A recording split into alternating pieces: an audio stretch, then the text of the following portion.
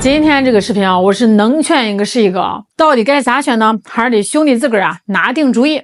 最近有这个台军提了个问题，我觉得这问题问的吧，怎么说呢，特扎心也特实在。他说，万一啊这个局势真到那一步，台湾的阿兵哥要被这个民进党推上战场，去跟对面的解放军真刀真枪的干，然后他问我图个啥呀？哎，你听听啊，就是这句我图个啥？这个不是什么高大上的政治口号，也不是什么为了理想，这就是一个当兵的小伙子，一个当爹当妈的心头肉，一个可能是刚娶了媳妇儿刚有小孩的年轻人在琢磨的最要命的一个问题。他说啊，要是我在这个战场上光荣了挂了，或是更惨没死，但是咔嚓一下胳膊腿没了，眼睛瞎了，那下半辈子都在床上躺着，那问题就来了，哎，我上哪儿要钱去啊？我的抚恤金，我的伤残补助谁来给呢？那这笔钱够不够我爹妈养老？够不够我老婆孩子活下去？哎，你们说这个问题现实不现实？这可不是瞎琢磨，这全是实打实的柴米油盐、人命关天的大问题啊！有人可能说，哎，你这不废话吗？肯定是当局给呀，民进党给呀。嘿，要是这么想，那你可能真有点天真了。大伙儿还记得当年太鲁阁号惨案吗？多少个家庭啊，一瞬间就碎了。那是天灾吗？不全是，那是人祸，妥妥的人祸。那行，出事了，这么多人都没了，全台湾的人啊，全世界的华人都心疼啊，纷纷捐款。那个善款是哗哗的往里进，堆成了山都。这按理说这笔钱是给谁的？是给那些死难者家属的呀，是给那些受伤的人的，对吧？这是人家拿命换来的钱，是救命钱，是下半辈子的依靠啊。结果呢，抚恤金、赔偿金啊，还没有发到家属手里呢。民进党的大立委们在干嘛呀？他们急着提案啊，说要建纪念碑。哎，我一听这个词儿我就来气啊，建纪念碑这是干嘛？这是要名留千史啊！这说白了啊，不就是惦记上那笔善款吗？想从里面捞一笔啊，搞个什么政绩工程，给自己脸上贴金。哎，你看看啊，这帮人啊，连天灾人祸里死的老百姓的钱，他们都敢动歪脑筋，都想上去啃一口。哎，那你凭什么觉得这等到打仗了，你一个当兵的为他们死了，他们能真心实意的管你啊？到时候啊，你就是个数字啊，就是这个纪念碑上的名字。他们关心的是自己的政治秀，是自己的选票，是自己的腰包。哎，你信不信？真要到了那个时候，你这个家属啊需要这个抚恤金，他们能给你来个踢皮球大赛。这个部门呢推到那个部门，那个部门说啊正在走流程，这流程啊走到天荒地老，你家属的眼泪都哭干了啊，那笔钱你可能连个影儿都看不到。你要是觉得太鲁阁那个例子还不够劲儿，那咱说说跟军人切身利益相关的年金改革。这个事啊，可真是让那些老兵们寒了心啊！你想想，啥叫年金？啥叫退休俸？那不是你发的善心啊，那人家干了一辈子，拿命拿青春换来的，是当初白纸黑字写在合同里，拍着胸脯答应人家的。你保卫我，我养你老，对吧？结果呢，民进党上台了啊，大笔一挥，说不行，没钱了，得改。说改就改，毁诺啊！这不就是背信弃义吗？11万多的退役军人啊，一半以上都受影响。哎，我听说好多老兵一个月被活生生砍掉1、2万新台币，那可不是小数嘛，那可能是老两口的药费，那可能是孙子孙女的奶粉钱啊，是他们后半辈子活命的尊严啊！哎，就这么给砍了。这老兵们能干吗？那肯定是不干啊！他们是上街去抗议去静坐。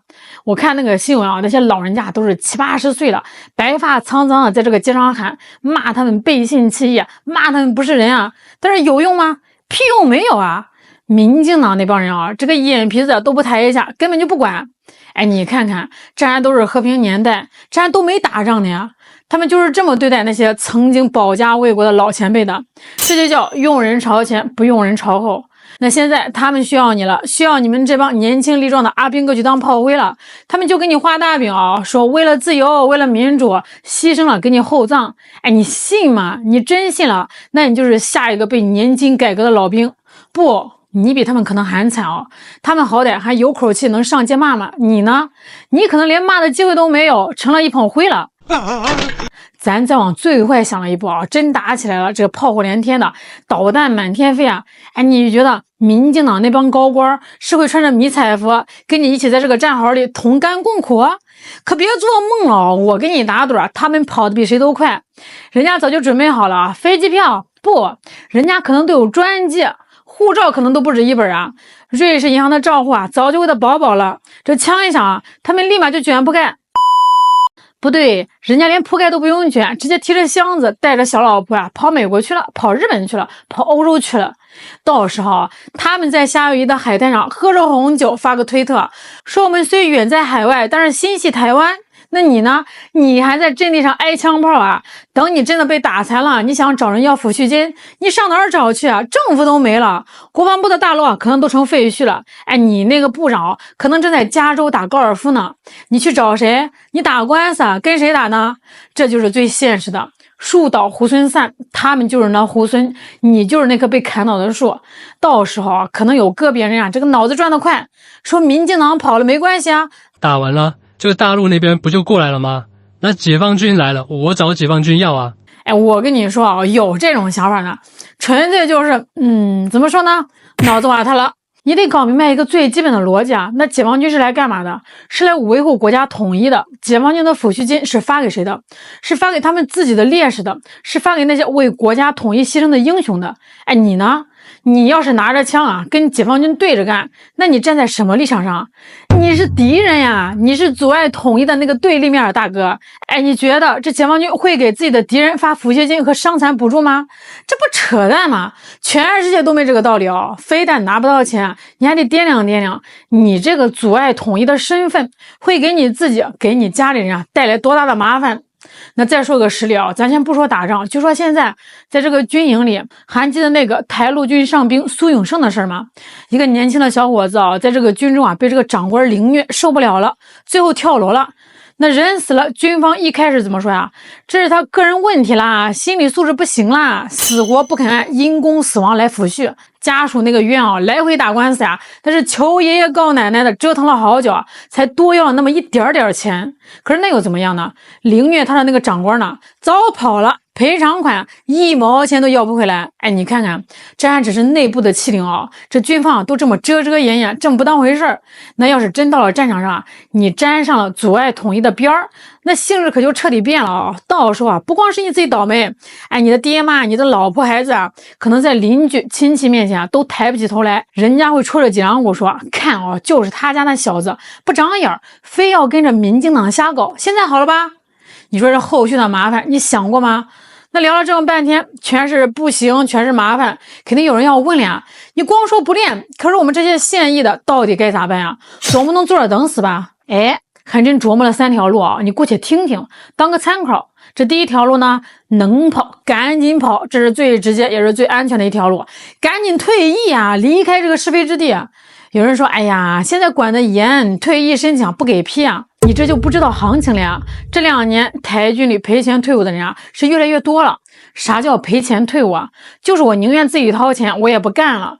这个数字呢，2024年都到1565人了，比前几年翻了好几倍。哎，你想想，这些人傻吗？他们不傻哦，他们是看明白了，他们宁愿花钱也要买条命，买个平安。这叫什么呢？这叫及时止损哦。哎，你要是真想退，理由还不好找吗？哎呀，我这个腰不行，椎间盘突出了，我这个腿吧，一到这个阴雨天就疼，我妈病了，我爸没人照顾，我是独生子啊。那实在不行，那你就查那个什么红慈庸条款，就那个申请提前赔款退伍，花点钱几十万啊，买自己一条命，让你爹妈后半辈子能睡个安稳觉。这笔买卖啊，我跟你说啊，值，太值了。哎，要是这第一条路啊真被卡死了，就是不让你退咋办？那就得想第2条路了。这条路呢，就是起义投靠解放军。哎，你别一听这个词就害怕哦，咱得用历史的眼光看问题。这解放军从建军那天起啊，就有个政策叫瓦解敌军，叫优待俘虏。那更别说主动起义投诚的那些。这解放战争那会儿啊，国民党那边起义投诚的多少人啊？170多万。那这170多万人后来怎么样了？都枪毙了吗？没有啊，好多人啊，后来都成了建设国家的力量，都成了起义将领，都得到了宽待。哎，你想想那个画面啊，万一真打过来了，这解放军啊都到你阵地前头了，你掂量掂量，你是跟着你长官一起完蛋，还是说，你把这个枪口一调，或者干脆白起一举啊，带着你的武器啊，带着你的阵地起义了？那性质可就完全不一样了。这叫什么？你这叫立功啊！你这叫顺应历史潮流，叫欠投名。不光是你自己100%的安全了啊，你还给家里人挣了个天大的前程啊！那当然了，这也是吧，得看准时机，你得察言观色，得机灵点啊！看看你那个长官啊，他是个死硬分子，还是跟你一样在哆嗦？要这个长官啊也有这个想法，哎，那你们就跟着一块儿干，成功率更高啊！那要是这个长官是个死脑筋，非要拉着你们一起陪葬，那你也得自己拿主意啊！这关键时刻，犹豫1秒钟，可能命就没了。要是前面2条路啊，你都没赶上，你既没有退役成功，也没有那个胆子和机会去起义，那眼看着这个长官就要逼着你上战场了，咋办呢？那就只剩最后一条路了，也是最窝囊、最无奈的一条路。自伤致残，先保住命再说哦。哎，我跟你说啊，这听起来吧是有点丢人。那好好的爷们儿自己把自己给弄伤，可是你想想呢，是丢人重要呢，还是命重要呢？哎，你都被打死了，你都光荣了，民进党给你开个追悼会啊，给你爹妈鞠个躬，扭头就把你们忘了。哎，你爹妈呢，白发人送黑发人呀，后半辈子咋过呢？所以哦，真到那个万不得已的关头啊，你就是故意摔一跤，把自己腿给摔骨折了，或者是想办法高烧不退，这在台军里啊早就有先例了。以前没那个赔钱退伍机制的时候啊，就有人故意装病，故意自伤，这就是为了能离开部队，这是下策啊，不到万不得已咱不走这步。但是真到了生死关头啊，留得青山在，不怕没柴烧啊！哎，你总得活着呀，才能对得起你爹妈，对不对？那这行了，这东拉西扯的也快半个钟头了啊！今天咱们唠的这个嗑啊，其实核心就一句话：民进党那帮人啊，只顾着自己的政治算法，他们是下棋的人，你们就是他们手里的棋子，是炮灰。但是你的命呢，是你自己的，你的爹妈是生你养你的，你别等到这个枪真响了，你才后悔。哎呀，我当初咋就那么惨呢？晚了呀！所以啊，咱也帮着分析了，能退就退，这是上策；能起就起，这是大智慧。实在不行呢，保住小命，这是底线。千万别糊涂啊，别犯傻，跟着民进党混啊，最后就2条路，要么就是丢命，要不就是残废，最后啊还没有人管你。那为自己、为家里的爹妈着想，这才是正道。好了，今天就聊到这儿了，能劝一个是一个哦。到底该咋选呢？还是得兄弟自个儿啊拿定主意。好了，今天就聊到这儿了，我是小兰，我们下期再见。